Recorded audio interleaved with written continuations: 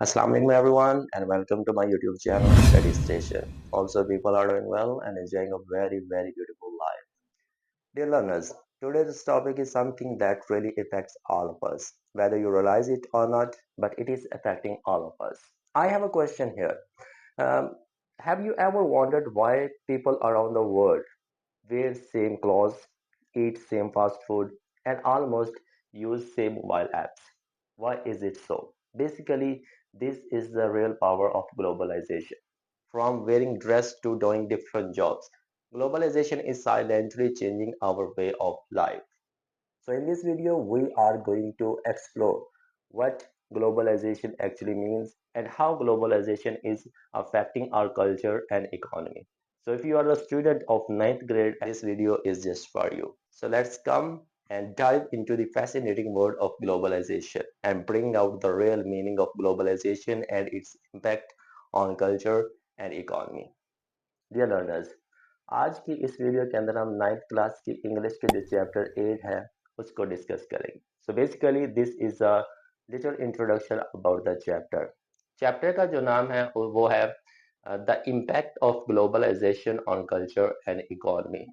So here are three different words.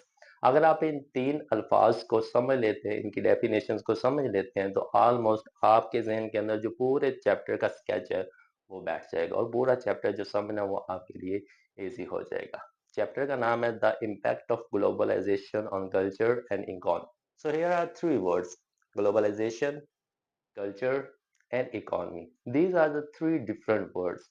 अगर इन अल्फाज को आप समझ लेंगे तो ऑलमोस्ट ऑलमोस्ट हर एक चीज का स्केच और हर एक चीज का जो इमेज है वो आपके जहन के अंदर बैठ जाएगा. So here I am to explore the different meanings. So to explore the meanings of these words, globalization, culture and economy. तो सबसे पहले हम जिस चीज को डिस्कस करेंगे वो है ग्लोबलाइजेशन.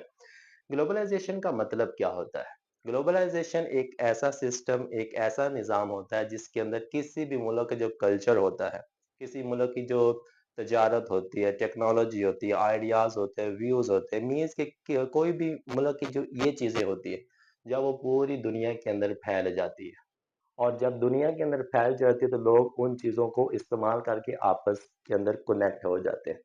और जब लोग उन चीज़ों का इस्तेमाल करके आपस में कनेक्ट हो जाते हैं तो वो एक दूसरे के ऊपर इन्हिसार करना शुरू कर देते हैं. तो इसी चीज़ को ग्लोबलाइजेशन कहते हैं जो कि पूरी दुनिया के अंदर एक चीज़ को फैल जाती है. So this is the first word, globalisation.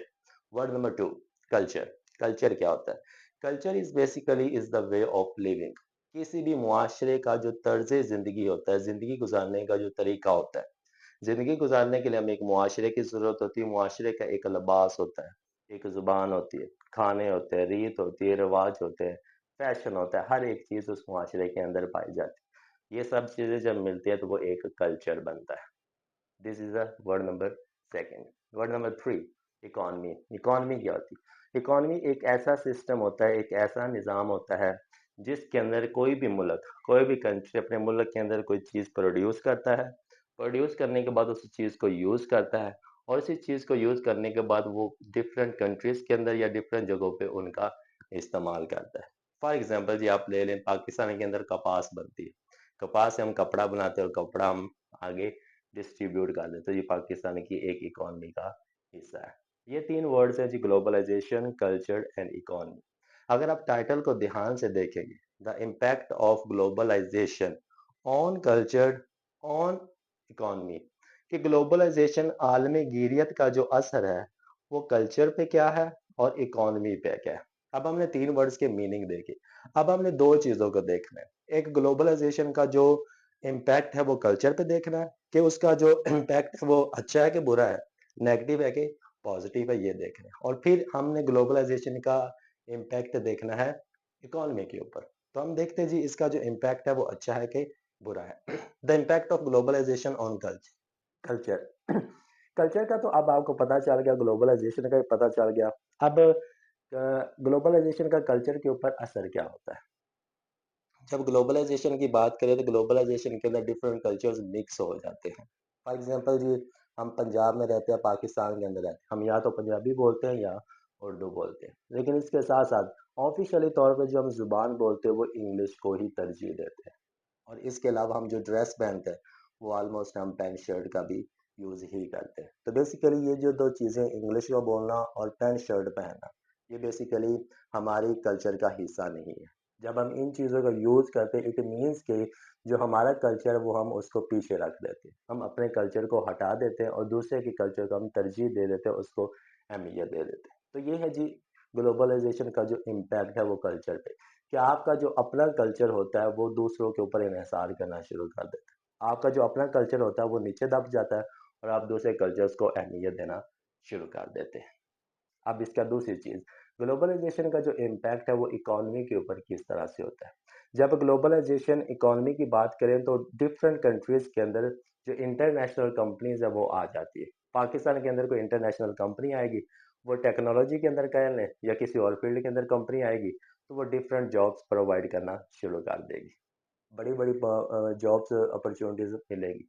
तो जो लोग होंगे पाकिस्तान के, वो उस जॉब अपॉर्चुनिटीज को ग्रैब करने के लिए उनकी कंपनीज, इंटरनेशनल कंपनीज के अंदर जॉब हासिल कर लेंगे। तो इससे नुकसान क्या होगा, आपका पाकिस्तान की जो लोकल कंपनीज है वो या तो टोटली खत्म हो जाएंगी, या फिर उनका इस दुनिया के अंदर यानी अपनी कंट्री के अंदर उनका वजूद भी नहीं रहेगा। तो ये इम्पैक्ट पड़ता है किसी भी मुल्क के कल्चर के ऊपर, किसी भी मुल्क के जो इकोनॉमी है उसके ऊपर। तो बेसिकली इस चैप्टर का जो मकसद है यही है कि आपने अपने कल्चर को, अपनी इकोनॉमी को किस तरह से जिंदा रखना है। जिंदा किस तरह से रखना है, जब आप एक चीज का बैलेंस रखेंगे। ये नहीं कि आप वेस्टर्न कल्चर को अपना लें या किसी दूसरी चीज को अपना लें और अपने कल्चर को, अपनी इकोनॉमी को भूलते जाए। अगर आपने अपने नेशन की, अपनी कंट्री की चीजों को जिंदा रखना है तो you must have to make a balance. तो आपने दोनों चीजों के दरमियान एक बैलेंस बना के रखना है।